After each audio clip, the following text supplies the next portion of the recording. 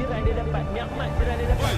Boleh bangun duit tuan tak bangun. Jadi kita buat ibadat. Sudah tentu akhlak dia. Kita kat Mekah hati kita bersih tu kan. Mak bapak kita pada tempat yang sewajarnya.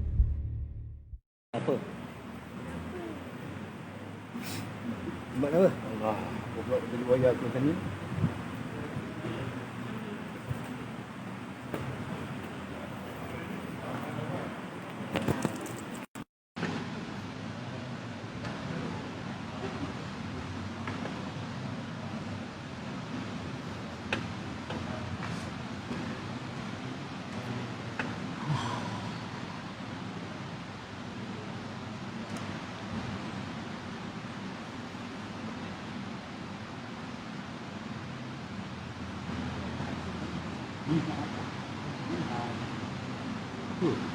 Bola tu. Bola tu dekat ya. Ya. Dia punya. Ada kena ni.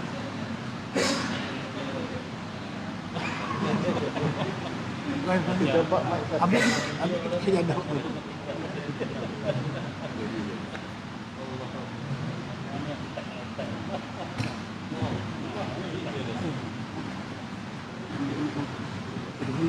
Okey.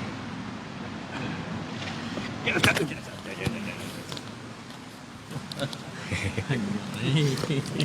Ini Macam anggur tu mah. macam press conference lah. Sidang media lah. Oh, sidang media. Macam yang utama itu.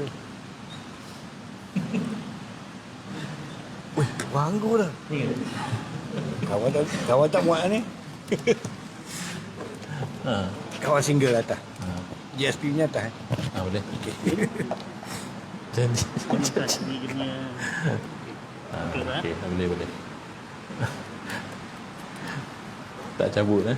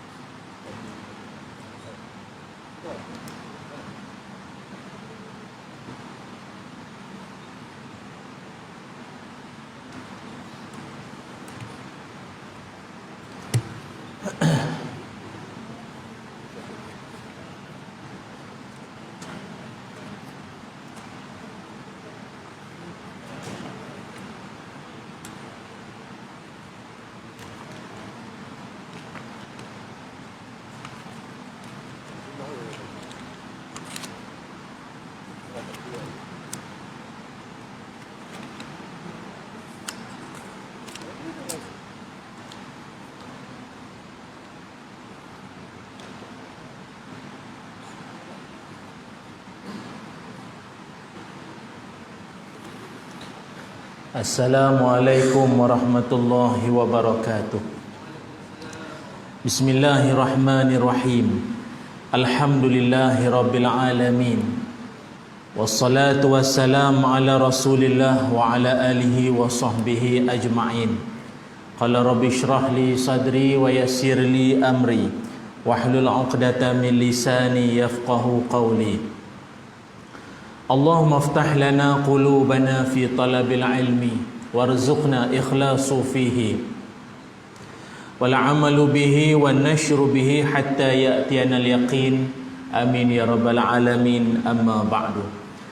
Alhamdulillah, syukur dan puji dipanjatkan kehadrat Allah Subhanahu wa taala. Dengan izin, ketentuan dan kasih sayangnya dapatlah sama-sama kita bertemu pada malam yang berbahagia ini.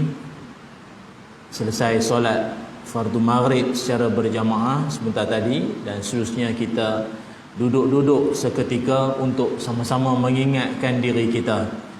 Pertamanya terima kasih saya ucapkan pada pihak Surah An-Najah Presin 9 dengan kerjasama geng Surau Putrajaya, dan kepada seluruh ahli jawatan kuasa surau, datuk-datuk, datin-datin, tuan-tuan haji, perempuan hajah, ibu ayah, adik-adik, anak-anak muslimin muslimat, mudah-mudahan dirahmati Allah sekalian.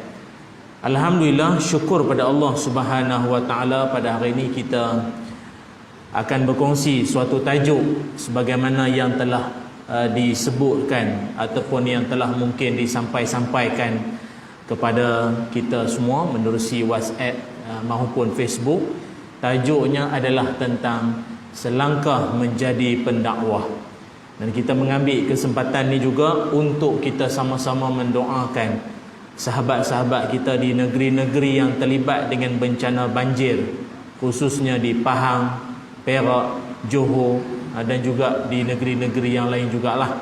Semoga mereka semua Allah berikan ketabahan, kesabaran mereka itu dinilai sebagai diangkat darjat di sisi Allah Ta'ala. Dan ikhtiarlah, mungkin ada usaha-usaha daripada kita untuk menyalurkan sumbangan kepada mereka yang sedang diuji Allah itu. Amin. Muslimin muslimat yang dirahmati Allah sekalian, selangkah menjadi pendakwah. Dalam dunia ini tidak ada kalam ataupun tidak ada pekerjaan yang lebih mulia melainkan pekerjaan menyeru orang kepada Allah Subhanahu wa taala. Dan kalimah menyeru itu disebut sebagai dakwah. Dan di dalam Al-Quran pun banyak ayat-ayat Allah Subhanahu wa taala menyebut berkaitan tentang murninya pekerjaan dakwah ini. Sebagai contoh dalam Quran surah Fussilat ayat 33, Allah berfirman, A'udzubillahi minasyaitonir rajim. Wa man ahsanu qawlan mimman da'a ila Allah wa 'amila salihan, ila akhiril ayat. Kata Allah, dan siapa lagi yang lebih baik seruan percakapannya itu melainkan orang yang menyeru kepada Allah dan beramal soleh. Surah Fussilat ayat 33. Dan banyak lagi lah ayat-ayat yang lain yang berkaitan tentang Allah memuji perbuatan-perbuatan orang yang suka berdakwah, menyeru orang ke jalan Allah Subhanahu wa taala. Namun perkara yang perlu kita ketahui juga, yang kita nak kena ingat, kerja dakwah ini tidak semestinya kerja para asatizah, ustaz-ustazah, tok-tok guru, ataupun orang yang mesti syaratnya pakai kopiah, berjubah, janggut parah dada, berserban, dahi mesti tinted, dahi itu hitam, legam dahinya itu, baru dia layak untuk berdakwah. Belajar pula akademi pengajian Islam, baru layak untuk berdakwah. Mesti berdaftar sebagai ahli geng Surau Putrajaya, baru layak untuk berdakwah. Muka sering datang ke surau, khatam kitab penawar bagi hati, baru layak untuk berdakwah. Tidak, bukan itu syaratnya. Man qala la ilaha illallah fahuwa da'i. Siapa-siapa yang menyebut kalimah la ilaha illallah, maka dia automatically adalah pendakwah. Dan pendakwah ini juga tidak semestinya tuan-tuan nampak kepada penceramah, apa lagi, pencetus ummah, apa dai ke apa. Tidak semestinya. Dakwah ini boleh berlaku dan berlangsung di mana-mana. Sama ada tuan-tuan sebagai mak bapak, daripada kecil tuan-tuan duk dakwah anak-anak supaya cemerlang, jaga semayang, taat perintah Allah, tutup aurat, jaga maruah. Dakwah lah tu. Dakwah lah tu. Cuma tak adalah nak kata ayah sedang berdakwah ni, kan bunyi ustaz sangat. Tapi sebenarnya itulah dakwah. Dan kalau nak ikutkan tuan-tuan, tanggungjawab berdakwah ini paling berat sekali. Dakwah pada siapa? Pada siapa? Kata Imam Syafi'i rahimahullah, dalam dunia ini ada 3 perkara paling susah nak buat. Siapa boleh buat kira hebat. Dalam dunia ini kata Imam Syafi'i ada 3 perkara sukar nak dibuat. Boleh, tapi sangat jarang-jarang orang boleh buat. Apa dia tuan-tuan? 3 perkara tersebut. Pertama sekali adalah berdakwah ataupun menasihati para pemimpin-pemimpin. Itu yang pertama sekali. Nak cakap lebih-lebih kan dia cantah kita pula. Tak ada joke pula lepas ni. Itu satu. Yang kedua adalah tidak melakukan maksiat ketika bersendirian. Duduk di negara orang tak kenal, senang nak buat maksiat tu. Orang bukan kenal kita. Sini bukan tak nak buat, nak, tapi sebab orang kenal. Duk Presiden 9, AJK surau pula tu, takkan awak nak buat, malu kat orang, tak boleh. Itu yang kedua. Engkau boleh menahan diri daripada buat maksiat ketika sorang-sorang. Tak payah tunggu duduk negara luar. Anak-anak muda ni duduk dalam bilik, ada internet siap, tak tahu apa dia menengoknya. Paling menyayat hati sungguh, tontonan video porno paling tinggi Malaysia sepanjang PKP. Dah tak boleh keluar, menengok benda mengarut dalam rumah sendiri. Ketika duduk seorang-seorang, boleh tahan tak tengok ataupun tak buat maksiat, kira hebat, kata Imam Syafi'i.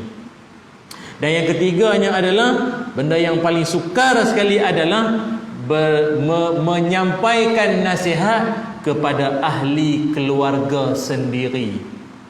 Tuan-tuan setuju maupun tidak, telah pun berlaku dalam sejarah tuan-tuan. Tengoklah Nabi-Nabi sejak daripada dulu, yang paling susah Nabi-Nabi ni berdakwah pada siapa? Pada siapa? Pada keluarga sendiri. Nabi Ibrahim alaihi salam, bapaknya siapa? Ustaz ke? Jabat agama ke? Kiai ke? Tidak. Pembikin berhala. Bapak.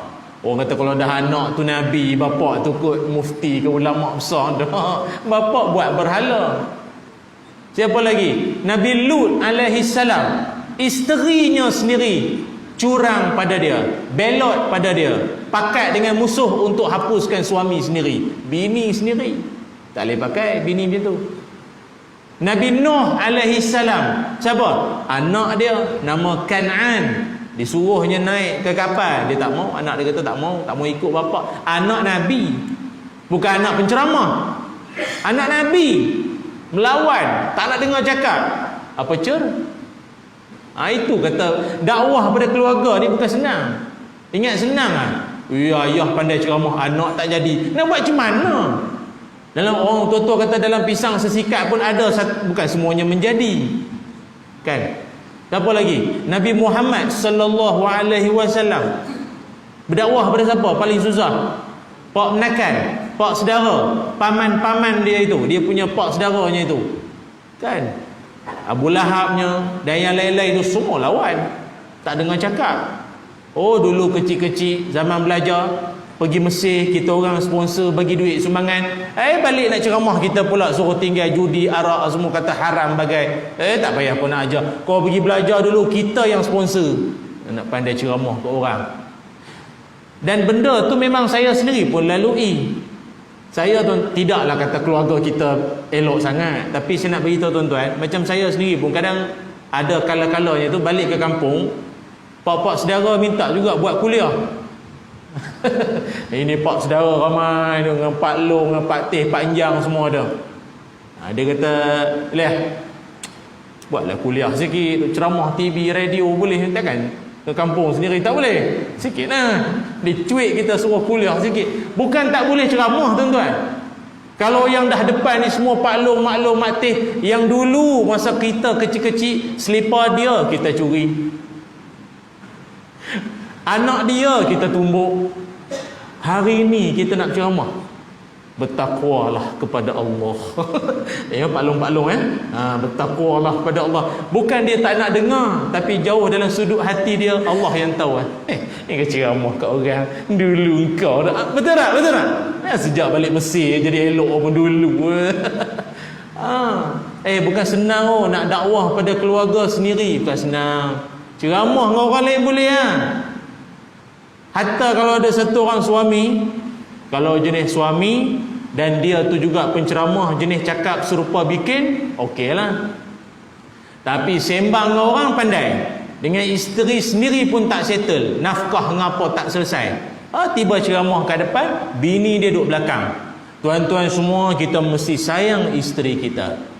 Bini dia duduk belakang, sembang.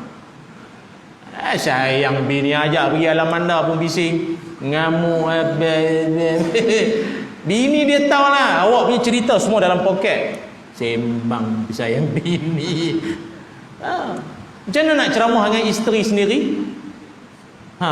Dakwah ni paling susah pada keluarga sendiri. Sebab itu Allah Ta'ala puji siapa ada semangat untuk dakwah pada keluarganya dulu. Tapi kalau nak diikutkan tahapnya itu, kalau dalam Quran Allah sebut qu anfusakum wa ahlikum nara, peliharalah dirimu dulu, jaga diri kamu dulu, dan ahlimu termasuklah ahli keluarga dan semua yang di bawah jagaan tanggungjawab kita. Sebab itulah tuan-tuan yang dirahmati Allah sekalian, kerja dakwah ni bukan kerja mudah. Kalau bukan kerana kesabaran, dah lama orang dulu-dulu Nabi sendiri pun tak mampu nak buat. Kerana pokoknya dalam jiwa tu ada sabar. Sebagaimana kita baca dalam Quran, Allah berfirman dalam surah Al-As, di hujung ayat Allah sebut apa? Wa tawassaw bil haqqi wa tawassaw bis sabr. Allah Ta'ala kata apa? Saling berpesan-pesan. Allah kata wa tawassaw tu maknanya each other, saling, mesti setiap orang saling berpesan-pesan di antara kamu dengan kebenaran. Pertama, dan saling berpesan-pesan di antara kamu dengan kesabaran. Maknanya dalam menyampaikan kebenaran mesti dengan kesabaran. Kalau tidak kerana sabar, kebenaran tak sampai. Ini bukan kebenaran Papa Zola tu. Papa Zola boboiboy itu pun kebenaran juga ya. Tuan-tuan tak tengok kartun ya. Saya dah lama duduk rumah ni, tak ceramah lama, tengok kartun. Kebenaran ini mesti disampaikan dengan kesabaran. Kalau tidak, tak sampai kebenarannya itu. Aku cakap benda benar ni, kau jangan sampai aku. Tak boleh. Benda benar kena sabar, itu je lah. Nabi Muhammad sallallahu alaihi wasallam, Nabi pernah cerita dulu zaman Bani Israel dulu, ada dua orang laki-laki. Seorang ahli taat atau ahli ibadat, seorang lagi ahli maksiat. Ahli taat, ahli ibadat ni, dia tengok kawan dia yang ahli maksiat ni duduk siang malam berpoya-poya, hidup tunggang langgang ya'au ni semua ni, tak ingat kemati ni. Dia pun ceramah lah, dia pun nasihat, buatlah kuliah maghrib khas. Dia buat. Dia kata, wahai sahabatku, bertakwalah kepada Allah Ta'ala, kembali kepada jalan. Gitulah ayat dakwah lah. Kau tinggalkanlah ini semua maksiat ni, semua macam-macam. Ahli maksiat tu pula, kawan mari duk nasihat dia, berbulu dia. Suka hati aku lah. Aku nak maksiat ke, aku nak jahat ke, apa aku nak jadi, suka hati aku lah. Bahasa budak-budak ni kata apa? Kubur masing-masing. Suka hati aku lah. Aku nak jahat ke, aku tak mau semayang ke, aku nak neraka ke, suka hati aku lah. Apa kau dah beli? Begitu, marah. Akhirnya ahli taat tadi tu geram punya pasal, aku cakap elok-elok kau sembuh aku dengan begini. Dia balas balik. Apa ahli taat tu cakap? Kau punya perangai macam ni tak ada tempat dalam syurga. Perangai kau macam ni tak ada tempat dalam syurga. Kita kadang cakap elok-elok dengan orang, orang balas dengan kasar begitu, geram je lah. Ni tangan tu gigil, geram lah. Tapi ni buat macam mana budak-budak sekarang? Cakap elok-elok dia, dek jom semayang, ramai-ramai masuk syurga, siapa nak pergi neraka? Aduh, dia balas, dia jawab pula tu. Tak meninggal lagi budak tu, duk ada lagi. Panjang pula tu umur. Dia geram je masa, dia kata engkau punya perangai macam ni tak ada tempat dalam syurga. Ringkas cerita, panjang 13 episod. Ringkas cerita, takdir Allah Ta'ala dua-dua meninggal. Bila meninggal, dihadapkan di hadapan Allah Subhanahu Wa Ta'ala, maka Allah pun tanya. Allah tanya kepada ahli taat tu, yang kerja masuk kau orang masuk dalam syurga neraka ni, kau punya kerja ke? Engkau tahu ke ini orang syurga, ini orang neraka, kau tahu ke? Mamat yang ahli taat tadi tu, dia speechless. You know speechless? Tak tahu nak cakap apa, krik-krik. Aduh, apa aku nak jawab depan Tuhan? Kau mana boleh nak menjawab? Diam dia. Allah titahkan, engkau masuk ke dalam neraka dengan kemurkaanku. Sedangkan yang ahli maksiat tadi tu Allah Ta'ala titahkan, masuklah engkau ke dalam syurga dengan rahmat aku. Kisah ini diceritakan oleh Nabi SAW yang disampaikan oleh Abu Hurairah radhiyallahu an. Tuan-tuan jangan main-main tu. Syurga neraka ni Allah yang punya. Jangan duk sembuh orang. Ni semua geng neraka punya orang ni semua ni malas mayang. Surau dah buka tak datang juga. Dulu masa tak buka sibuk tanya bila nak buka, bila nak buka. Dah buka borang online suruh isi, tak nak isi. Neraka punya orang. Alah bang, kau nak jadi cerita Bani Israel tadi ke apa? Jangan. Hidayah milik Allah, dakwah usaha kita. Ingat. Sama Ustaz buat kuliah maghrib ke kuliah subuh kan, orang serupa itu kan, tak tambah pun. Nak buat macam mana? Bangkali iklan tak best kot. Iklan sebaran tu, sebaran maklumat tak berapa nak efektif kot. Saya pernah sekali dulu ceramah di satu negeri lah, tak mau sebut, banyak kamera ni, Al Jazeera semua ada ni. Saya ceramah di satu negeri tu lah. Tuan-tuan, sampai-sampai tak sampai 10 orang. Jauh saya pergi tu. Tak sampai 10 orang. Masjid kampung. Tapi kampung pun dijemput saya lama dah. Takkanlah orang kampung tak tahu. Tak sampai 10 orang lah saya ingat. Perempuan ada kot 2 orang macam tu lebih kurang. Saya pun tanya dengan AJK, memang banyak ni je ke orang kampung ni tinggal? Dia kata tak tahulah Ustaz, orang kampung ni semua tak ada iman lah. Mudah kesimpulan. Dia kata orang kampung ni memang dah tak ada iman lah. Kita buat macam-macam Ustaz, kuliah itu. Tuan-tuan tahu tak, saya punya program tu, jemputan saya tu, tuan-tuan tahu dia tulis kat mana? Dia tulis kat whiteboard. Dia tulis dekat whiteboard. Dan kalau whiteboard tu tepi jalan Petronas tu, tak apalah juga orang tengah isi minyak nampak. Petronas mana? Sana. Salah tunjuk pula. Patut tuan-tuan, sana kubur silap. Pacak tepi jalan tu, munasabah lah orang nampak. Dah lah tulis di whiteboard. Tulis tu pula, whiteboard tu pula dalam masjid. Elok. Dijemput, datang beramai-ramai. Penceramah TV dia tulis itu. Buatlah hebahan sikit, tak buat banner pun boh dalam WhatsApp ke apa. Budak-budak IT ke pandai banyak, boh dalam WhatsApp kan cepat orang tahu dah.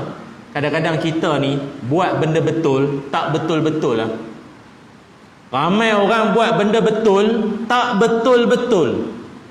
Sedangkan orang yang buat benda tak betul dengan betul-betul, sampai orang percaya, menipu sebenarnya. Tapi dia buat betul-betul, orang percaya macam ada sungguh. Apa benda macam-macam lah.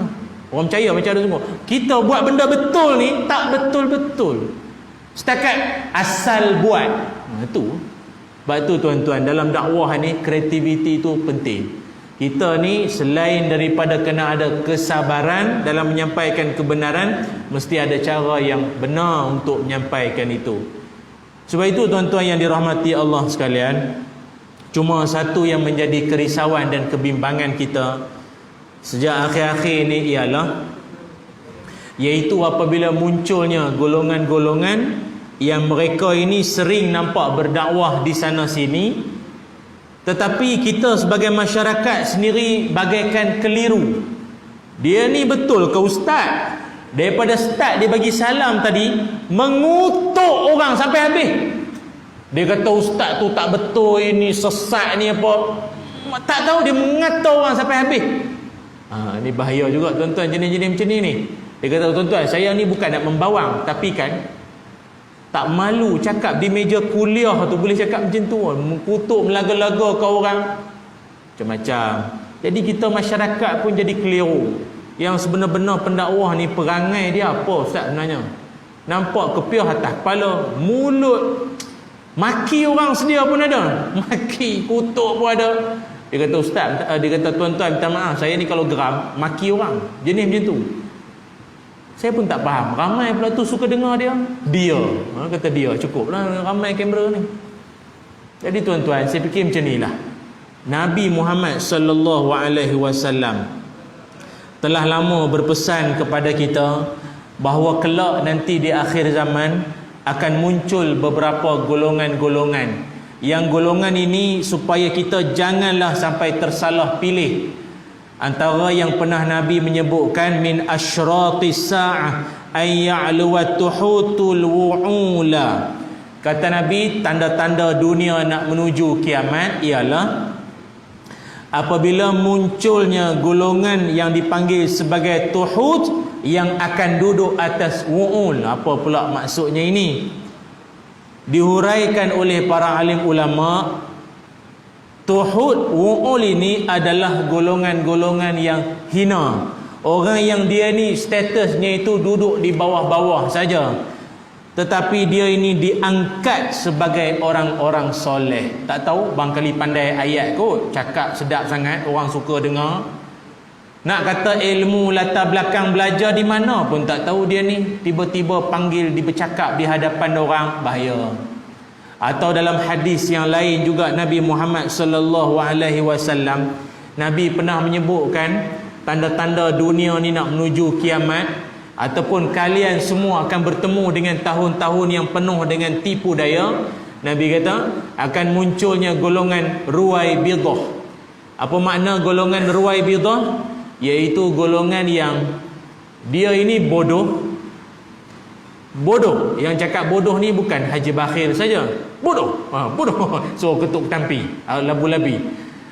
Bodoh ni Nabi sebut ni, dia tu yang namanya ruwai bidah. Nabi kata dia tu bodoh tetapi berani bercakap tentang urusan orang ramai. Berlambak golongan macam ni tuan-tuan, sama ada dalam Facebook, dalam grup WhatsApp, benda bukan bidang dia berani bercakap. Berani bercakap benda bukan bidang dia, berani bercakap tentang urusan orang ramai. Berhati-hatilah tuan-tuan. No? Sebab itu kita pun pihak JAKIM sini pun menggariskan tiap-tiap pengkuliah pun semolek sebaiknya ada tauliah daripada negeri masing-masing itu. Molek sangatlah tu untuk nak membendung. Inilah golongan-golongan yang bila dia bercakap tak tahu mana arah dia nak bawa tuan-tuan. Akhirnya daripada yang datang tu faham, balik jadi pening dah. Tak, sekarang ni boleh ke tak boleh, ni pening jadi golongan macam tu pula. Banyak. Sebab itu tuan-tuan, yang paling kita bimbang sekali adalah golongan yang terlalu pandai, mahir bila bercakap, tapi sebenarnya yang dia cakapkan itu menyesatkan ramai orang. Pernah juga disebutkan oleh Huzaifah Al-Yamani radhiyallahu an, beliau pernah meriwayatkan, kata beliau, yang mana akhir zaman nanti akan muncul juga golongan-golongan yang mereka ini, bila mereka ini bercakap sampai tahap mereka ini dipuji oleh siapa? Oleh peminat-peminatnya, follower, top fan, apa lagi? Semualah terbaik, padu, powerball, mantap, beret. Semua puji. Ni pun kalau live ni pun boleh tengok dekat ruangan komen. Power, best, mantap orang gitu kan. Dan kata Huzaifah lagi, sedangkan hak cakap tu yang dipuji-puji orang itu, wa ma fi qalbihi misqalu habbatin min khardalin min iman, sikit habuk pun tak ada iman dalam hati dia. Ketika dia bercakap tu manis, bersemut mulut. Orang dengar lah, terpukau dengar dia cakap, dalam hati dia sikit iman pun tak ada. Maka tak hairanlah golongan-golongan yang macam ni cakap tak serupa bikin. Mengajar orang, tuan-tuan, bersabarlah. Bersabarlah tuan-tuan, banyakkan sabar ya, banyakkan sabar. Keluar-keluar selipar hilang, mengamuk, maki yang baik tu, sabar ni benar-benar diazab Allah. Baru ambil selipar, baru tadi ceramah bab sabar, tapi selipar saya warna hitam lah, no? Ada di luar tu. Ada pesan saya mengamuk dia. Bukan ustaz ni ke duk ajar orang sabar, dia sendiri minta sabar, duk hentam orang, maki orang, macam-macam. Akhirnya tuan-tuan yang dirahmati Allah sekalian, bagaimana caranya untuk kita nak sama-sama jadikan diri kita ini semua, kalau boleh kita nak jadi seorang pendakwah yang diredai Allah, yang juga Nabi Muhammad sallallahu alaihi wasallam redha juga dengan kita ini semua. Tu dia tuan-tuan. Apakah dia punya amalan-amalannya itu ataupun tipsnya itu? Izinkanlah saya nak kongsikan pada kesempatan malam ini. Ada 4 perkara tuan-tuan. Bila saya sebut 4 perkara ni senang sikit tuan-tuan. Maknanya bila saya sebut yang ketiga, yang keempat tu tuan-tuan dah boleh standby dah. Nak habis dah. Macam tu. Saya suka begitu macam tu. Jadi tuan-tuan dah boleh standby dah. Kalau adalah beberapa tak tahu, entah 50 ke apa ustaz ni nampak gaya ni, agak dia geram lama tak ceramah dengan kamera je lama ni. Dia jumpa orang dia jadi nak share pula. Ada malam ni 4 cukup tuan-tuan ya. 4 amalan sebagai kita pendakwah ini, bekalan sebagai seorang pendakwah, moga diredai Allah. Yang pertama sekali tuan-tuan yang dirahmati Allah sekalian, yang pertama sekali, betulkanlah niat kita. Itu yang pertama. Betulkanlah niat kita. Kenapa saya sebutkan betulkan niat? Kerana ini bukan pesanan saya. Allah Ta'ala pun sebut dalam Quran, وَمَا أُمِرُوا إِلَّا لِيَعْبُدُوا اللَّهَ مُخْلِصِينَ لَهُ الدِّينَ. Tidaklah kamu diperintahkan untuk menyembah Allah melainkan dalam keadaan ikhlas. Innamal a'malu binniyat. Setiap amalan itu bermula dengan niat. Betulkanlah niat kita. Khususnya bagi mungkin para penonton di luar sana yang minat sangatlah tengok ramai penceramah, ramai pengkuliah sekarang ni. Jadi dia nak jugalah anak dia pun kan jadi penceramah ke pendakwah juga. Bagus, tak ada masalah. Tapi betulkanlah niat. Menuntut ilmu agama ni dia mesti kerana Allah tuan-tuan. Menuntut ialah apa benda buat dalam dunia pun semua kerana Allah. Tapi lebih-lebih lagi menuntut ilmu agama ni dia mesti tulus hati tu kerana Allah. Orang yang belajar ilmu agama ni bukan kerana Allah, dia punya masalahnya tu nanti. Dalam satu hadis Nabi Muhammad sallallahu alaihi wasallam, Nabi ada menyebutkan, man ta'allama ilman mimma yubtagha bihi wajhullah la yata'allamuhu illa liyusiba bihi 'aradan minad dunya lam yajid 'arafal jannah yaumal qiyamah, yakni rihaha.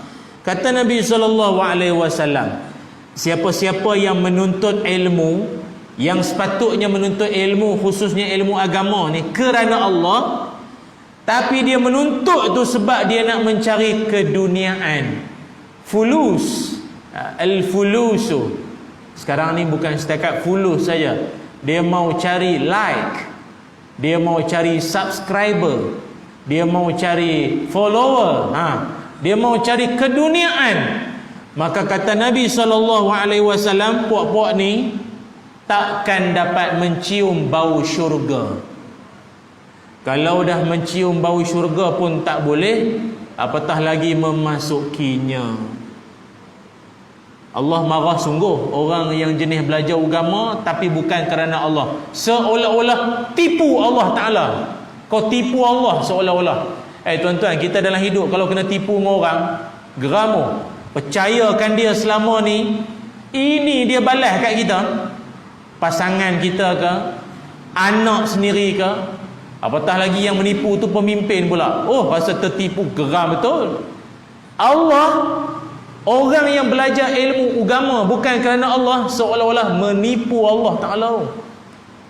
Tu yang Allah Ta'ala haramkan daripada cium bau syurga tu. Mungkinlah ada orang tak berapa nak faham. Habis tu ustaz, pasal apa ilmu agama saja? Habis ilmu-ilmu lain, engineering ke, kedoktoran semua tu, kenapa tak disebut? Dia sebenarnya ilmu agama ni senang untuk nak terjebak meraih dunia. Kalau dah kedoktoran tu memang dunia pun. Kan, ilmu kejuruteraan memang dunia pun, akhirat pula memang dunia pun. Tapi ilmu agama ni dia akan dapat dua-dua kan, dunia pun dia dapat, akhirat pun dia dapat. Tu masalah itu. Kalau orang yang tak betul niat, orang belajar agama ni kan ramai orang suka, orang nak buat menantu. Belajar Mesir tu, kata bujang lagi, eloklah. Orang nak buat menantu. Bukan setakat orang nak buat menantu, orang sanggup jadi nombor 2. Sanggup jadi nombor 2. Nak dibimbing. Nak dibimbing oleh ustaz. Sanggup jadi nombor 2 pun tak apa. Oh, ustaz dah kahwin dah, tak apa, saya jadi nombor 3 pun tak apa. Sanggup dunia. Dunia tuan-tuan. Dan memang tak dinafikan pun orang belajar agama ni betul niat kerana Allah, rezeki tak pernah putus. Sungguh. Kan? Saya dulu lah, kecil-kecil dulu kan, masa nak masuk sekolah agama dulu, ada orang tanya. Dia kata, orang tanya ayah saya lah, mak anak tu nanti nak masuk belajar mana? Ayah saya kata masuk sekolah agama lah, Maktab Mahmud, Ma'had tu lah ya, nak masuk Ma'had, sekolah agama. Oh, sekolah agama. Allah, nak makan apa budak tu nanti? Orang dulu kan fikir makan. Dia masuk sekolah agama, dia nak makan apa? Okay. Tapi alhamdulillah lah, ayah saya pun taklah melenting. Biarlah aku punya anak, aku suka hati aku ada. Ayah saya pun tak apalah, doa baik-baik sudah. Tapi pak cik tu pun yang tanya tu pun mulutnya tu makbul. Sampai ke hari ni orang tanya, ustaz nak makan apa? Ustaz nak makan apa? Dia boleh tanya. Kadang-kadang tanya dengan PA saya, ustaz makan durian tak? Memang pantang lah. Siap tanya nak makan apa. Memang makbul orang cakap dulu ya, belajar agama nak makan apa. Sungguh sampai hari ni orang tanya nak makan apa. Jadi baik tu bagi kita tuan-tuan, kot ada anak yang masuk kolej agama ke, universiti agama ke, sekolah agama ke, bagus. Tapi betul kalah niat dia, bukan semata-mata nak mencari keduniaan, tapi redha Allah Subhanahu wa taala. Betul kalah niat. Tu yang pertama. Yang keduanya ialah yang keduanya bekalan sebagai seorang pendakwah, kita nak melakukan usaha dakwah ini. Yang keduanya adalah mesti ada sifat pemaaf dan jangan mudah merajuk. Mesti ada sifat pemaaf dan jangan mudah merajuk. Bagi kita tuan-tuan, tak kisahlah kita ni menasihat orang ke, berdakwah ke, ataupun di barisan jawatan kuasa surau ke, masjid ke, kena banyak bersabarlah ya. Kita ni orang surau, orang masjid ni tahan telinga sudahlah cakap-cakap masyarakat ni. Nak semayang pun payah, macam masuk tiket wayang. Masuk wayang lagi bagus. Nak semayang pun susah sekarang ni. Nak kena itu, nak kena ini. Apa lagi? Orang surau, orang masjid kena. Orang masjid ni semua je pengikut Freemason, Illuminati, Dajjal semua, pengikut Dajjal semua. Apa kita tak kena? Benda apa yang kita tak kena? Maka kita ni yang siang malam duk dengar kuliah lah, kitab, segala kitab duk khatam ni tuan-tuan, banyakkan sabar. Banyakkan sabar. Jangan duk balas balik dengan penuh rasa geram. Tarik WhatsApp tu dengan geram. Sabar. Allah Ta'ala sebut dalam Quran antara 12 ciri-ciri hamba Ar-Rahman yang bagus. Salah satunya Allah menyatakan, iaitu sifatnya wa iza khatabahumul jahiluna qalu salama. Kata Allah, jika orang-orang bodoh mengajak bicara mereka, ataupun orang bodoh itu menghamburkan, melemparkan kata-kata yang buruk kepada kamu, maka hamba-hamba Allah yang baik-baik ini dia membalas, dia reply, dia respon dengan qalu salama. Dia menjawab dengan perkataan yang baik-baik. Orang surau semuanya bodoh. Mohon doakan kami ya, moga jadi cerdik. Terima kasih kerana memberi perhatian ya. Terima kasih. Apa lagi? Semua tu pengikut Dajjal. Marilah kita membaca surah Kahfi, moga terselamat daripada Dajjal. Balas dengan elok-elok. Ini orang surau pun balas balik dengan geram. Kalau aku ikut Dajjal, engkau tu Dajjal. Pula dah. Orang surau tak padan kopiah atas kepala dengan janggut ni. Mana image orang masjid, mana imej orang surau yang dikatakan siang dan malam penuh jadual program, perangai sama macam orang yang tak datang? Mana contoh? Sebab itu banyakkan memaafkan dan banyakkan sifat apa? Sabar. Macam kita sebut di awal tadi, jangan duk merajuk. Jangan duk merajuk tuan-tuan ya. Ya, kadang-kadang kita memang dalam dunia ini mana orang, ada orang pernah tanya, dia kata, "Ustaz, macam mana yang kita nak nasihat orang? Kita nak nasihat orang supaya orang tu tak terasa." Macam mana Ustaz? Macam mana kita nak nasihat orang supaya orang tu tak terasa? Macam mana Ustaz? Bahasa budak sekarang, macam mana Ustaz kita nak tegur supaya orang tu tak left group? Macam mana tu?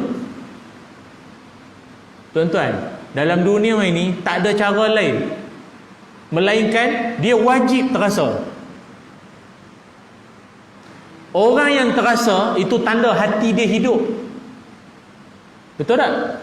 Disebabkan Fir'aun terasalah dia sampai nak bunuh Nabi Musa alaihi salam yang dia bela daripada kecil. Disebabkan Namrud terasalah sampai dia lempar Nabi Ibrahim ke dalam api nak dibakar. Disebablah siapa lagi? Abu Jahal, Abu Lahab dan puak-puak Quraisy yang lain terasa dengan dakwah Nabi lah mereka ada cubaan nak bunuh Nabi. Maknanya dakwah tu berkesan, dia kena terasa. Kalau tak terasa, tuan-tuan, kalau nasihat tak makan juga tak terasa, itu sifat siapa? Dalam Quran surah Al-Baqarah, sifat siapa?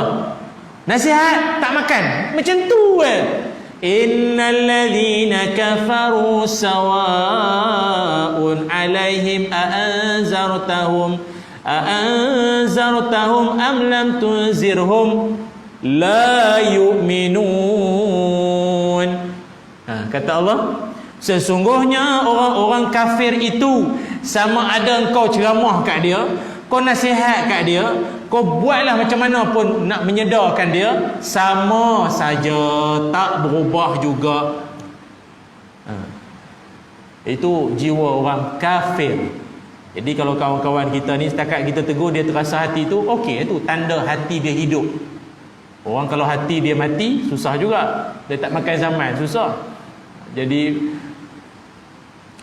tapi itulah yang masalahnya sekarang, orang yang selalu mendengar kuliah ni pula yang terasa lebih-lebih sangat. Janganlah macam tu. Ni cerita ni dah lama dah tuan-tuan.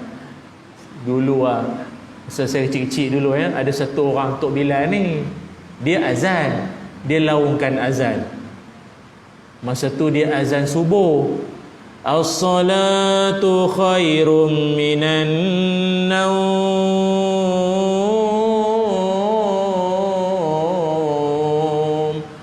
Panjang. Naum. Panjang sungguh naum itu. Dia bukan apa. Nanti masalah dekat makna tu. Semayang itu lebih baik dari tidur.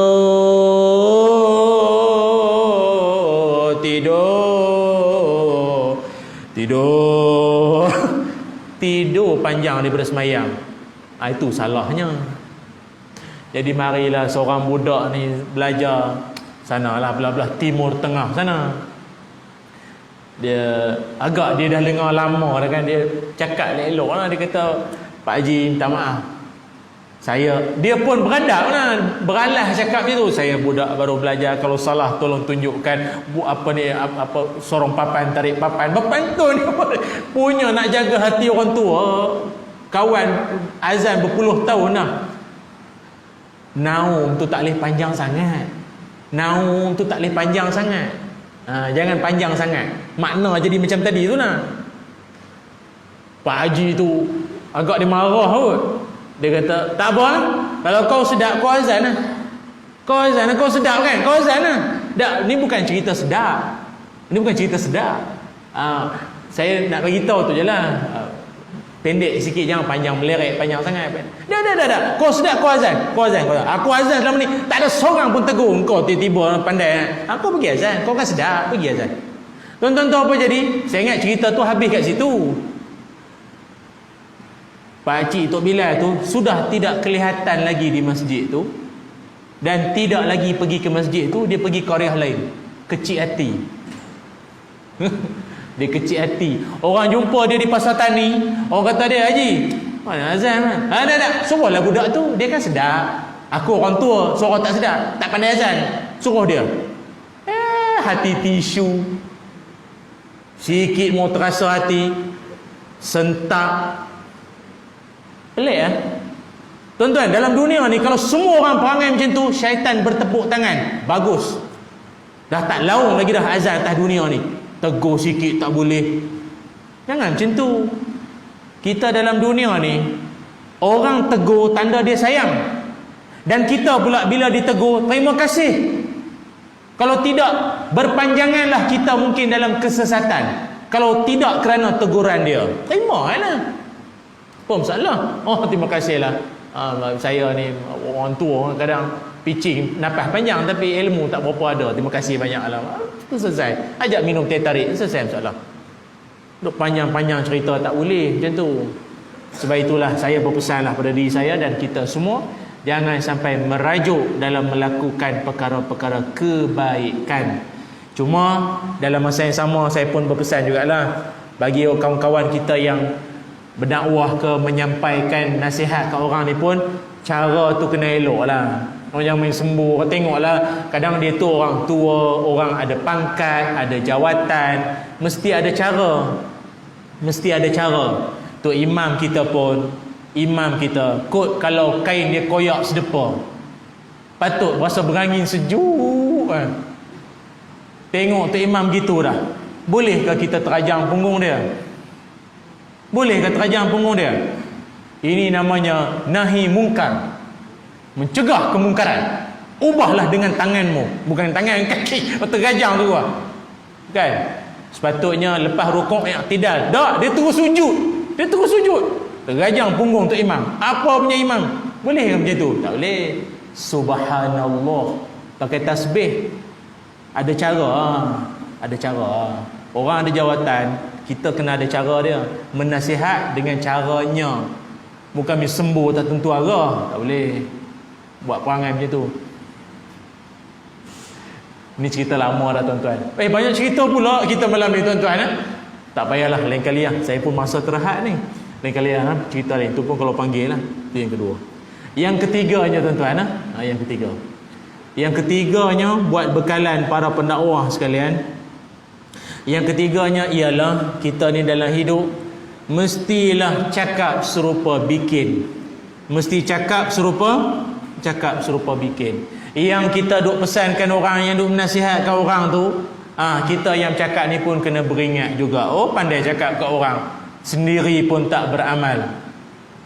Dalam satu hadis Nabi Muhammad sallallahu alaihi wasallam daripada Abu Zaid Usamah bin Zaid bin Harithah radhiyallahu anhuma, bahawa baginda Nabi pernah bersabda, kata Nabi, yu'ti birrajuli yaumal qiyamati fayulqa fin nari fatandaliqu aqtabu batnihi fayaduru biha kama yadurul himar fir rahai.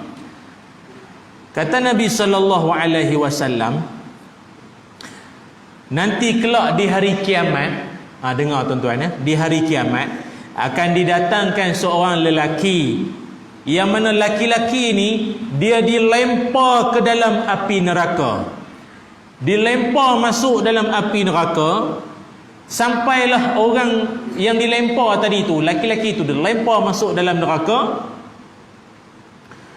terburai isi perutnya itu, dan dia pun berpusing dalam neraka itu sebagaimana keldai berpusing untuk dia. Kalau luar negara tuan-tuan, orang nak menggiling, nak gandum, pusing, tak ada blender dulu, pusing keldainya tu, macam tu.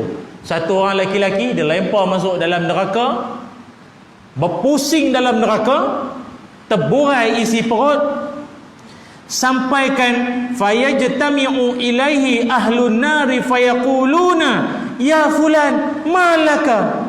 sampai semua hak dalam neraka tu, ahli-ahli neraka. Wallahu alam lah, agak kot ahli yang lebih senior masuk lagi awal. Terkejut tengok yang junior baru masuk ni, pum, hui, dahsyat tu mamat ni, kena berpusing, terburai isi perut, teruk ni. Tuhan geram sangat ni.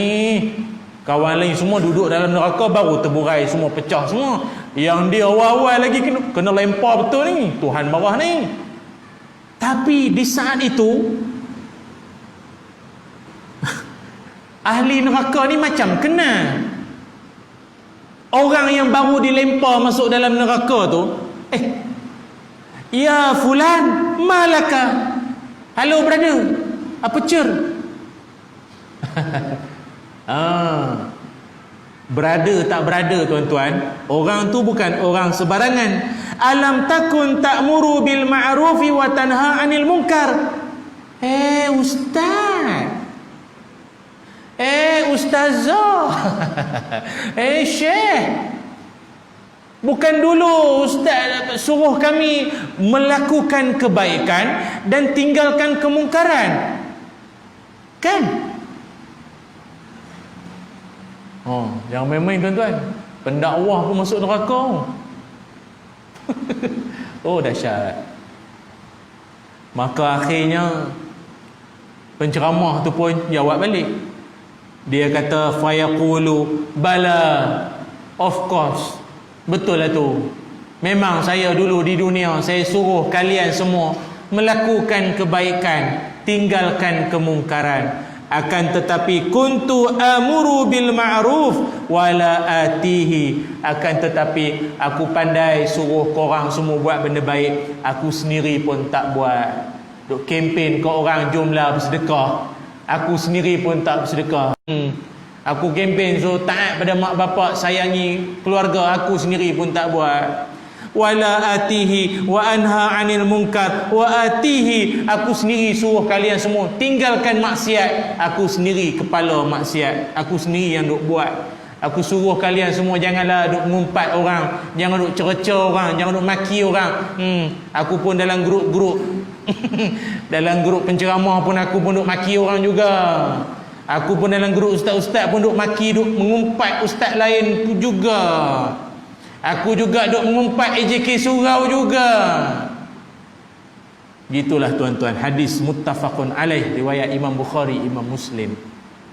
Ini merupakan peringatan Nabi SAW supaya kita ni bertanggungjawab dengan apa yang kita cakap ke orang. Pandai bercakap, pandailah amalkan. Kalau tidak, na'uzubillah lah, takut termasuk dalam kalangan golongan yang macam ni. Sebab itu saya sendiri jujur tuan-tuan, apa benda amalan saya sendiri pun belum mampu buat, saya sendiri pun tak berani nak cakap ke orang. Takut kita sendiri pun tak mampu nak jawab nanti kelak di hari akhirat nanti. Itu yang ketiga. Dan yang keempatnya ialah buat bekalan para pendakwah sekalian, mesti mantapkan ilmu. Mantapkan ilmu. Bagi seorang pendakwah tuan-tuan, kita ni siapa-siapa pula tuan-tuan, kita semua macam saya sebut di awal tadi ni, kita juga adalah pendakwah ini. Ilmu mesti dimantapkan. Siang malam tuntutlah ilmu sebanyak mungkin. Sebab seorang yang nak menyampaikan dakwah pada orang lain, ilmu tu mesti. A good speaker is a good learner. Seorang pembicara yang bagus adalah seorang yang pelajar yang bagus. Mesti sentiasa menuntut ilmu. Tidak ada ulang modal tu, panggillah daripada kuliah subuh sampai ke malam nanti pun itu je lah modal dia cerita, tak ada cerita lain dah. Tambahkan ilmu, tambahkan ilmu. Banyakkan lagi pengalaman kita itu, banyakkan ilmu. Kalau tidak tuan-tuan, bahaya juga. Dah lah ilmu tak berapa banyak, berani pula buka soal jawab. Berani pula buka soal. Tuan-tuan kalau ada soalan silakan. Silakan. Bahaya. Tuan-tuan kalau tak jadi ustaz sekalipun, sekadar baru start, hati-hati tuan-tuan. Macam kita ni tuan-tuan ni, orang pakai kepiah ni, janggut sikit, geng-geng muka surau ni, jiran-jiran kita tu, dia tak peduli tuan-tuan ni ustaz tak ustaz. Janji rajin pergi surau, takkan tak tahu hukum. Mesti dia tanya punya. Dan tuan-tuan pun kalau tak tahu, Tebal je lah muka jawab wallahu alam. Minta maaf lah tak tahu. Wallah. Apa haji siang malam dengar ceramah takkan tak tahu. Dah aku kata aku tak tahu, dah takkan tak tahu. Selalu duduk menadah kitab duduk paling depan ke tidur. Dah geram pula dia ni. Haram hukum dia. Senang jangan macam tu. Tuan-tuan tak tahu jawab je lah wallahu alam. Kata Imam Malik menjawab wallahu alam tu sebahagian daripada ilmu. Tapi takkanlah semuanya wallahu alam. Letih. Sila tuan-tuan kalau ada soalan, ada soalan daripada belakang. Ustaz nak tanyalah hukum sikit. Oh bagus soalan ya. Jawapannya wallahu a'lam. Ya, ada soalan lain silakan. Okey, sila hajar. Oh gitu masalahnya ya. Terima kasih hajar ya atas soalannya. Tapi yalah jawapannya wallahu a'lam. Ya, wallahu a'lam. Ada lagi? Lalah memang cop ustaz wallahu a'lam lepas ni. Tak payah panggil dah ustaz tu. Wallahu a'lam jawapan. Takkan tak tahu langsung. Belajar tu kena tetap kena belajar. Tapi sungguh kalau tak tahu cakap je lah tak tahu. Wallahu a'lam. Imam Malik tuan-tuan pernah dalam hidupnya pernah diuji Allah Taala berhadapan dengan orang yang mari tanya soalan. Soalan yang diajukan pada Imam Malik itu pun bukan soalan yang calang-calang, semua soalan yang hebat-hebat pada beliau. Tapi Imam Malik bin Anas diajukan kepada dia 48 soalan.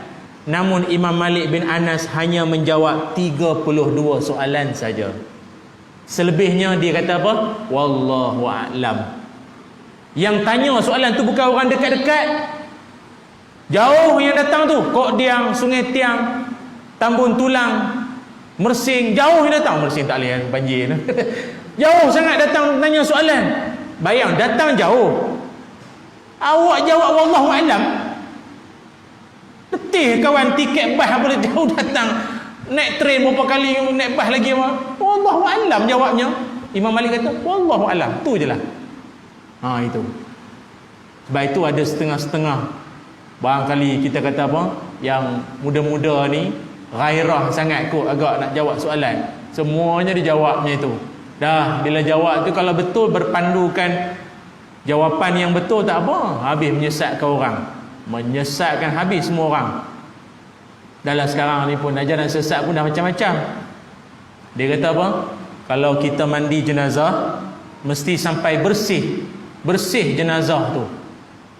Bersih jenazah tu macam mana? Maknanya kalau sampai basuh dia punya dubur, ni apa? Lubang punggungnya pun sampai kena bersih. Jolok jari masuk sampai bersih, sampai tidak ada lagi warna, bau dan rasa. Jolok jari masuk, tengok warna ada tak? Tak ada. Bau. Bau tu gagah lagi. Rasa. Tuan-tuan, ajaran sesat ni ada tau tuan-tuan, jangan main-main. Awak tak tahu cakap je lah tak tahu. Apa dengan jenazah pun nak korek punggung macam konsep tu pula. Kena belajar. Sebab itu bagi para pendakwah, dalamilah ilmu agar tidak menyesatkan orang di kemudian hari. Wallahu alam. Cukuplah setakat ni saja tuan-tuan sembang-sembang kita. Mudah-mudahan apa yang saya kongsikan ni memberikan suatu inspirasi buat kita. Moga kita yang berada di jalan kebaikan ini berdakwah pada ahli keluarga, masyarakat, jiran tetangga kita dengan hati yang ikhlas, dengan panduan syariat yang betul. Allah redha pada kita dan dimasukkan kita ke dalam syurga. Amin insya-Allah. Bismillahirrahmanirrahim. Allahumma salli ala sayyidina Muhammad wa ala ali sayyidina Muhammad. Allahumma inna nas'aluka ilman nafi'a wa rizqan tayyiba wa amalan mutaqabbala. Allahumma aghnina bil ilmi wa zayyinna bil hilmi wa akrimna bit taqwa wa jammilna bil afiyah. Bismillahilladzi la yadurru ma'a ismihi syai'un fil ard wa la fis sama' wa huwas samiul alim. Ya Allah, ampunkan dosa-dosa kami, ampunkan dosa kedua ibu bapa kami, ampunkanlah dosa-dosa sahabat handai rakan-rakan kami semuanya ya Allah. Ya Allah, berikanlah perlindungan, keselamatan kepada sahabat-sahabat kami yang sedang diuji, dengan musibah banjir ketika ini ya Allah, dan juga mereka yang sedang diuji dengan COVID-19 ini ya Allah. Ya Zal Jalali wal Ikram, kurniakanlah berkat dan rahmat-Mu kepada orang-orang yang tidak pernah lokek dan kedekut untuk menyumbangkan hartanya ke jalan-Mu ya Allah ya Zal Jalali wal Ikram. Wa sallallahu ala sayyidina Muhammad walhamdulillahi rabbil alamin. Alhamdulillah, terima kasih banyak saya ucapkan pada pihak surah An-Najah dan juga pihak geng surah Putrajaya. Semoga ada rezeki dan